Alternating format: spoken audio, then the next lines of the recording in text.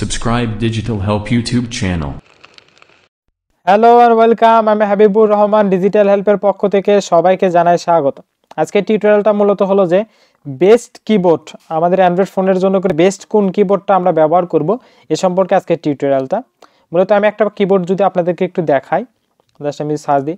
আমি এই কিবোর্ডটা পার্সোনালি ব্যবহার করি। এই কিবোর্ডটি কিন্তু অনেক সুন্দর এবং অনেক দ্রুত কাজ করে সব কিছু। এখানে আমরা কিন্তু অনেকগুলো ফিচার্স পাবো। আমরা যদি এখানে মাইক্রোফোনের সাহায্যে কথা বলি, সেক্ষেত্রে আমরা কিন্তু কথা বলে যে কোনো কিছু এখানে লিখতে পারবো। আমি মুখ দিয়ে যেটা বলবো, বাংলা বললে কিন্তু বাংলা আসবে, ইংরেজি বললে কিন্তু ইংরেজি আসবে।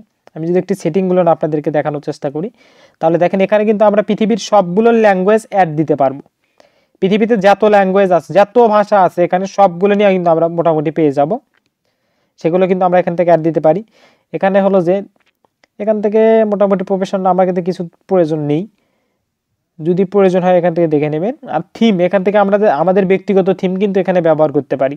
অর্থাৎ কিবোর্ডে আমাদের ছবি ব্যবহার করতে পারি বা বিভিন্ন থিম এগুলো আমরা ব্যবহার করতে পারি।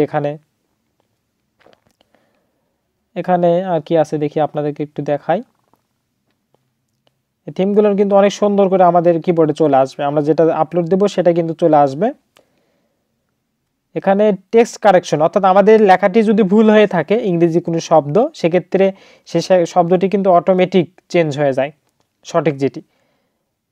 তারপরে আপনার ভয়েস টাইপার আছে, এখান থেকে আমরা কথা বলবো যেটা সেটা কিন্তু হয়ে যাবে। আমরা যদি হ্যালো হাবিবুর বলি তাহলে কিন্তু টাইপটা হ্যালো হাবিবুরই হয়ে যাবে।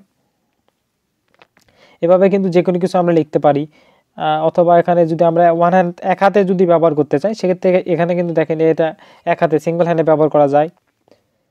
অথবা আপনাদেরকে যদি একটু বলি আমি যে আমি যদি বাংলা বলি ইংরেজি হয়ে যাবে, ইংরেজি বললে বাংলা হয়ে যাবে। এখানে ট্রান্সলেশন নামে একটি অপশন এখানে আছে, সেই অপশনের মানে ওই অপশনটি যদি আমরা ব্যবহার করি, আপনাদেরকে একটু দেখেন এখানে যদি আমি এখন ইংরেজি লিখি, ওপরে কিন্তু হয়ে যাবে বাংলা। এখানে ল্যাঙ্গুয়েজটা আমি জাস্ট একটু চেঞ্জ করে দিই, বাংলা করে দিই। দেখেন ওহে, হাই মানে ওহে, হাই মানে ওহে কিন্তু চলে আসছে। এভাবে কিন্তু আমরা ব্যবহার করতে পারবো কিবোর্ডটি। আমি যদি বাংলা লিখি এখানে, তাহলে কিন্তু ওপরে ইংলিশ টাইপ হয়ে যাবে। আমি যেটা বাংলা লিখবো সেটা কিন্তু অটোমেটিক ইংলিশে হয়ে যাবে। এবং কিন্তু আমরা যদি বাংলা বলি সেটা কিন্তু ইংলিশ হয়ে যাবে। এটাও কিন্তু হয়ে যাবে অটোমেটিক, এখানে কোনো কিছু করার কিছু প্রয়োজন হবে না। খুব সুন্দরভাবে কিন্তু হয়ে যাবে। জাস্ট আমি যদি আপনাদেরকে আরেকটু কিছু ফিচার্স দেখাই, অবশ্যই আমি এই ভিডিওতে দেখাবো যে এটা কীভাবে ইনস্টল দিতে হয়। জাস্ট এখান থেকে সেপারেট আছে, স্পেসগুলো আছে, আপনারা দেখে নিন। এখানে শর্টকাটেও আছে, শর্টকাট কিবোর্ডগুলো আমরা সেট করে নিতে পারি, বা শর্টকাট টেক্সট যেটাই বলেন সেটা এখান থেকে আমরা সেট করে নিতে পারি। যেটা আমরা চাচ্ছি যে শর্টকাট হিসেবে ব্যবহার করতে, সেটাও কিন্তু আমরা ব্যবহার করে নিতে পারবো এখান থেকে। এই কিবোর্ডটি অনেক সুন্দর একটি কিবোর্ড, যে কিবোর্ডের সাহায্যে কিন্তু আমরা সবগুলো কাজ করতে পারবো এবং দ্রুত কাজ করতে পারবো কোনো ঝামেলা ছাড়া। এটা হলো বাংলা, এটা যে বাংলা, এটা আমি যদি এখন মাইক্রোফোনে ক্লিক দেওয়ার পরে আমি যদি বাংলা বলি, তাহলে কিন্তু আমি বাংলা লিখতে পারবো এবং সেই বাংলা আমি যেটা বললাম সেটা কিন্তু চলে আসবে অটোমেটিক। এখন আমি আপনাদেরকে একটু দেখাই যদি যেটা কিভাবে আমরা ইনস্টল দিব।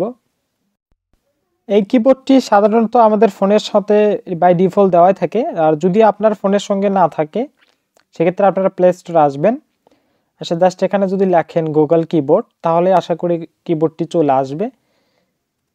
সাধারণত এখনকার বর্তমান যে অ্যান্ড্রয়েড ভার্সনটি গুলো ব্যবহার করা হয়, সেখানে কিন্তু এই কিবোর্ডটি অটোমেটিক থাকে। আপনারা জাস্ট ইনেবল করে নেবেন, ইনেবল করে নিলে কিন্তু এটা ব্যবহার করা যাবে।